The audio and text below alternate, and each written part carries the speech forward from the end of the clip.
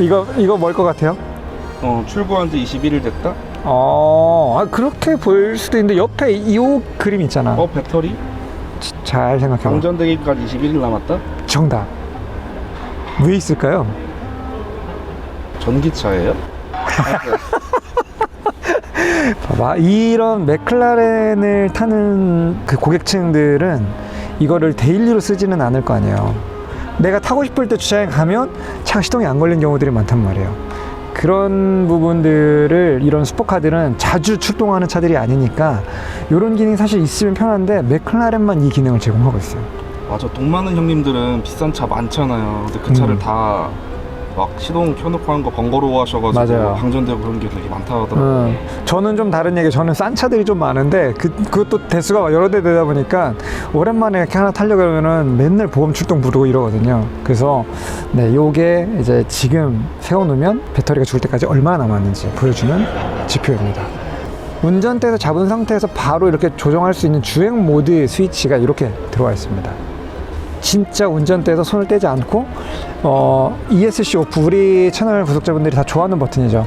네, 요거 끄면 이제 드리프트를 할 수가 있잖아요. 네, 그거를 하거나 그리고 이제 이 우측 같은 경우에도 보면은 주행 모드들을 바꿀 수 있는 이러한 부분들이 여기에 이렇게 들어와 있습니다. 그래서 기존에 여기에 있었던 큰 다이얼 2개로 주행 모드랑 이렇게 바꿨던 그 부분들이 좀 사라졌고 이쪽으로 올라오면서 이제 이쪽이 조금 더 간결하게, 크다고는 할 수 없지만 약간 아이폰 프로 맥스 정도 되는 크기의 그러한 디스플레이가 좀 더 깔끔한 형태로 자리 잡게 됐습니다. 근데 사실상 기존에 그 먼저 나왔었던 요 선대 모델인 720S랑 이 부분의 폼팩터는 거의 달라진 부분 없이 비슷하게 가고 있는 것 같아요. 그러니까 원래 720의 플랫폼을 근본적으로 많이 바꾼 차는 아니라는 게 이 운전석에 들어와 보면 느껴지는 단서이긴 합니다. 근데 한 가지 좀 개인적으로 아쉬운 점이 있다면, 그 우리 전에 카탈로그 영상 보시면 아시겠지만 원래 720S는 계기판이 레이스 모드와 일반 모드에서 이게 이렇게 나와서 펼쳐졌다가 레이스 모드는 접혀서 들어가서 아주 작은 표시창만 남겨지는 약간 그런 좀 사이버 포뮬러 같은 기능이 있었거든요. 근데 이번 720S는 그 접히던 이 힌지 구조가 사라졌습니다. 사라지면서 그냥 이 전체 스티어링 컬럼이랑 같이 붙어있는 계기판이 같이 움직이는 형태로 바뀌게 됐어요. 물론 이렇게 만들 수밖에 없는 이유는 아까 얘기했던 이런 조작 스위치가 이 운전대랑 일정한 간격을 유지해주기 때문에 구조적으로 변화를 좀 준 것 같습니다. 그래서 약간 뭔가 그 맥클라렌만 줬던 약간 변신 감성이 없어진 거는 조금 아쉽게 보는 분들도 계실 것 같아요. 그 외에 나머지 부분들은 기존의 720S랑 달라진 점을 거의 찾기는 쉽지 않습니다. 뭐 차가 더 특별히 실내가 넓어졌다거나 이러한 느낌들도 찾기는 어렵고요. 워낙 이 전면 그리고 측면 시야가 좋았던 이런 자동차였기 때문에 지금도 여전히 운전하기에는 굉장히 좀 넓은 시야를 잘 보여주고 있고요. 그리고 이 스파이더 모델 같은 경우에는 이제 루프를 닫아놨을 때는 이 가운데로 열려있는 시야가 좋기 때문에 이 슈퍼카라고 믿을 수 없을 정도로 아주 깨끗한 360도 시야를 제공해 주셔서 의외로 또 운전할 때 개방감이 아주 좋은 그러한 자동차이기도 합니다. 오, 이거 뭔가 금속 재질로 깎았는데 이 처리가, 이 위쪽은 이렇게 브러쉬로 해놓고 이쪽은 굉장히 거칠거칠하게 약간 느낌을 좀 주고, 이 외부는 폴리싱으로 마감을 하고 진짜 요 하나에도 3가지 면 처리를 했습니다. 그리고 맥클라렌은 이게 특징이에요. 제가 개인적으로 제일 좋아하는 패들 시프터가 맥클라렌인데, 이쪽을 당길 때 이쪽 마이너스가 앞쪽으로 밀려나가는 거 보시나요? 다시 마이너스를 당기면 이쪽이 움직이고, 그래서 사실 한쪽으로 밀고 당기고 하면서 기어를 올리고 내리고 하는 것도 가능합니다. 한손 운전할 때 정말 유용해요. 요즘에는 신형 모델이 나오게 되면 사실 옵션 장비들이 늘어나면서 무게가 무조건 증가하는 경향이 있습니다. 아무리 스포츠카 브랜드라고 해도 이런 경향들이 나타나는데, 자, 역시 맥클라렌은 다릅니다. 720 대비 무게를 30kg 정도 감량시켰습니다. 이게 30kg 이렇게 볼 수도 있는데, 사실 이 차는 원래 엄청나게 가벼운 차였거든요. 원래 무게가 1.4톤을 살짝 넘는 이 어마어마한 출력인데 그 정도밖에 무게가 나가지 않았는데, 이제 이 차량은 1.4톤 언더로 무게 감량을 성공했습니다. 휠에서 약 13kg 이상을 걷어냈고요. 그리고 새로운 카본 파이버 시트에서 약 17.5kg 정도를 감량하고, 아마 그 외 부분에서도 조금씩 감량을 한 다음에 약간 늘어나 있는 부품들과 서로 상쇄되면서 최종적으로 30kg 정도가 가벼워진 것으로 보입니다. 건조 중량으로 보면은 이 엄청난 덩치와 이 넓고 이렇게 긴 차가 1200kg대의 무게를 갖게 됐어요. 진짜 요즘에 영국차 브랜드들의 움직임이 심상치가 않습니다. 저희가 앞서서 영국차 특집으로 해서 에스턴 마틴도 보여드렸고 로터스 K타임도 보여드렸지만, 특히 이 맥클라렌도 신형을 나오면서 이렇게 몸무게 감량에 정말 집요하리만큼 신경 쓴 거를 보면, 영국차들의 그 퓨어한 스포츠 정신이 진짜 면면이 잘 흐르고 있다, 이런 부분들도 느낄 수가 있습니다. 자, 타고 내릴 때에는 사실 약간의 연습이 필요합니다. 왜냐하면 이 부분의 두께와 높이가 꽤 높게 올라오기 때문인데요. 네, 사실 이렇게 뭔가 턱을 하나 건너가서 엉덩이를 저 아래쪽 아주 낮은 위치로 집어넣어야 되는 이런 부분들 때문에 우아하게 타기 위해서는 몇 번 하체 근력을 좀 키우고, 이렇게 시도를 할 수 있는 연습이 좀 필요합니다. 사실 이거는 그냥 있는 구조는 아니고요. 이 맥클라렌은 원래 카본 파이버 셰시의 명가였어요.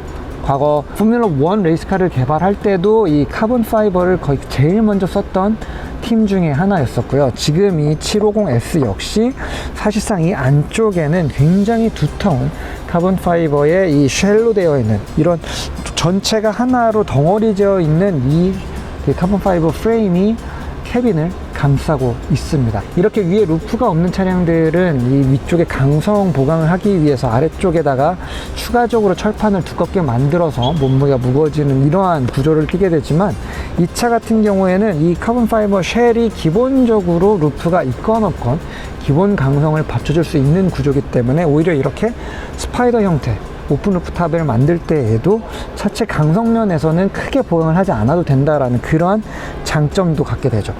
생각해보세요. 애초에 레이스카는 다 오픈카였어요. 포뮬러 1들은 전부 다 오픈카였습니다. 이렇게 대각선으로 올라가는 이러한 디드럴 도어 같은 경우에도 슈퍼카 브랜드이면 다 쓰는 방식은 아니에요. 그쵸? 람보르기니는 그냥 이렇게 수직으로만 올라가는 도어를 과거에 쓰기는 했었지만, 진짜로 뭔가 독특한 느낌을 주기 위해서는 뭔가 이렇게 사선으로 날개를 펴면서 올라가는 듯한 이러한 느낌의 도어가 주는 특별함이 분명히 있기는 있죠. 이게 포르쉐나 페라리나 다른 슈퍼카 브랜드들과 조금 차별화되는 맥라렌만의 약간의 고집이 아닌가 싶습니다. 자, 이 뒤쪽으로 어마어마하게 평평한 이 허리 부분에는 M840T라고 하는, 사실상 720S랑 같은 엔진이 그대로 캐리오버 되어 있긴 합니다. 물론 이 피스턴을 좀 더 경량 설계를 하고, 그리고 최고 출력과 토크를 조금 더 끌어올리면서 기존보다 30마력 올라간 750마력의 힘을 갖게 됐는데요. 제가 720S 리뷰할 때도 사실 그런 얘기를 했었어요. 과연 인간에게 720마력이라는 힘이 필요한가? 사실 720, 750 다 부질없는 숫자가 아닌가 싶습니다. 이 차의 0에서 100km까지의 가속 성능은 2.8초, 0에서 200km까지의 가속 성능은 단 7.2초입니다. 그리고 0에서 300까지는 발표되지는 않았지만, 아마 지금 제가 제로뱅이기를 시작한 그때부터 지금까지 걸리는 이 정도 시간이면 300km까지 올라갈 수 있을 겁니다. 그렇기 때문에 이번 750에서는 사실 기존의 720 바디를 그대로 가지고 오고 조금 더 보강시킨 부분은 이쪽의 변형이 가장 큰 부분인 것 같아요. 바로 훨씬 더 면적이 넓어져 있는 후륜 윙입니다. 네, 이건 단순한 스포일러 역할이 아니라 속도에 따라서, 그리고 브레이크에 따라서 이 올라와서 펼쳐지는 각도들이 계속해서 가변해서 변하기 때문에 필요할 때는 다운포스용으로, 그리고 또 어떤 상황에 따라서는 공기 저항을 증가시켜서 에어브레이크로도 쓰일 수 있는 다재다능한 능동적인 에어로다이나믹 장비라고 보시면 되겠습니다. 사실 진짜 이 차의 모든 부분에 뚫려 있는 어떤 형태나 구멍들, 여기도 지금 엄청나게 큰 구멍이 하나 뚫려 있는데, 이러한 구멍들은 단순히 멋을 내기 위한 존재가 아니라 모든 것들이 하나하나 존재 이유를 가지고 있는 그러한 디자인이라고 앞서 프레젠테이션에서 설명을 듣긴 했습니다. 자, 이 맥클라렌을 사실 타보게 되면은 다른 슈퍼카들과 분명한 차이점이 느껴져요. 뭔가 진짜 하나의 목표에 집중하고 있는 자동차, 이러한 느낌이 들고요. 그 어느 브랜드보다도 레이스카를 탔을 때에 느껴지는 그러한 사운드와 진동이 가장 솔직하게 전달되는 그러한 자동차이기도 합니다. 사실 어떤 때는 너무 레이스카 같아서 감성보다는 레이스에서 우승하기 위한 너무나도 투지만을 가지고 있는 차는 아닌가라는 생각이 들었거든요. 근데 720에서 750으로 넘어오면서 아마도 이제 이 소비자들의 어떤 요구들을 조금 더 부응하고, 그리고 또 이제 MSO라고 하는 개별 커스터마이징을 할 수 있는 이런 부서들에 대한 어필도 많이 하는 걸로 봐서 조금 더 쓰기 편한, 약간 기존의 맥클라렌이랑은 좀 다른 어떤 넓은 범위의 수비 범위를 갖게 되지 않았을까라는 기대도 해보게 됩니다. 정확한 판단은 직접 이 차를 한번 타본 후에 다시 한번 여러분들께 전달해 드리도록 하겠고요. 뭐 대략적인 이 차량의 가격은 지금 4억 후반대, 이 스파이더 기준으로 4억 후반대고 쿠페 버전이 4억 중반대 정도이지만 또 몇 가지 옵션을 추가한다고 되면은 거의 한 5억 정도에 접근하는 어마어마한 몸값을 가지게 될 것으로 보여집니다. 자, 오늘 영상은 여기서 정리하도록 하겠고요. 저희는 또 다음에 더 재미있는 차량과 함께 돌아오도록 하겠습니다. 감사합니다. Hello. Charlie. Yeah, would you introduce yourself to your viewers? Absolutely. So I'm Neil Underwood. I'm the bespoke sales manager for McLaren Special Operations, which is the personalisation division of McLaren Automotive. 자, 일단 한번 질문을 제가 좀 드려볼게요. 많이 차를 좀 바꿔보셨으니까. So, what if I insist that I'm gonna buy this one, Yeah. but I would like to change the bumper design? Is it possible? So the answer is the problem is when you take a car like a 750. 네, 여러분 사실 제가 농담처럼 그냥 질문 한번 던져봤거든요. 이 범퍼가 마음에 안 들어서 난 다른 디자인의 범퍼를 커스텀해줘 이러면 만들어줄까 했는데 놀랍게도 예라는 대답이 나왔습니다. 근데 사실 그게 문제가 아니라 그 정도의 리퀘스트가 있으면 그냥 백지 한 장을 주고요. 제가 원하는 차의 스펙을 다 적으면 그걸 만들어준대요. 예를 들어 엔진을 하이브리드를 쓸지, 뭐 내연을 쓸지, 레이스카를 탈지, 공도용 차를 만들지, 그냥 없는 차를 원하는 대로 적으면 그 차를 만들어주는 것까지도 가능하다라고 합니다.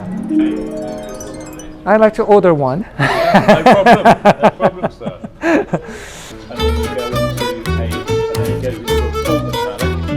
Okay.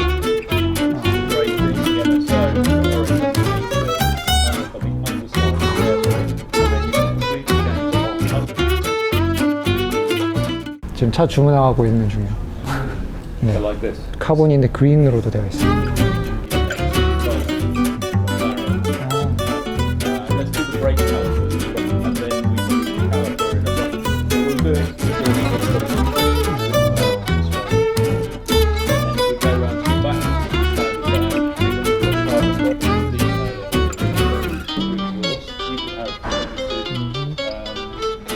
저게 최종 저만을 위한 자동차를 한번 만들어 본 차량 모습입니다. 실제 뭐 안에 옛날 그 맥클라렌 F1의 페달 소재와 색상도 좀 집어넣고 F1 모델에 대한 트리뷰트로 이렇게 한번 만들어 봤는데 어떤 것 같나요? 대략적으로 저 정도를 추가하면 한 1억 원 정도의 사양을 좀 더 올려놓은 상황이거든요. 굉장히 큰 돈이지만 이 정도 차량을 선택할 수 있는 분들이라면은 그래도 의미 있게 접근해 볼 수 있는 소비가 아닐까 생각이 들어요. What you got to do is order it now, Charlie. Yeah, I should, I think, you know. No, I should go for work more. Yeah. Yeah, that's right. Oh, it totally looks different. Yeah. It's it was purple and Yeah, then that's it. That's a colour stream colour. wow. And then this is the magenta sorbet, which will change colour as well. 카메라로 달라 보여? 이게 이렇게 하면 색깔이 완전 달라지는데.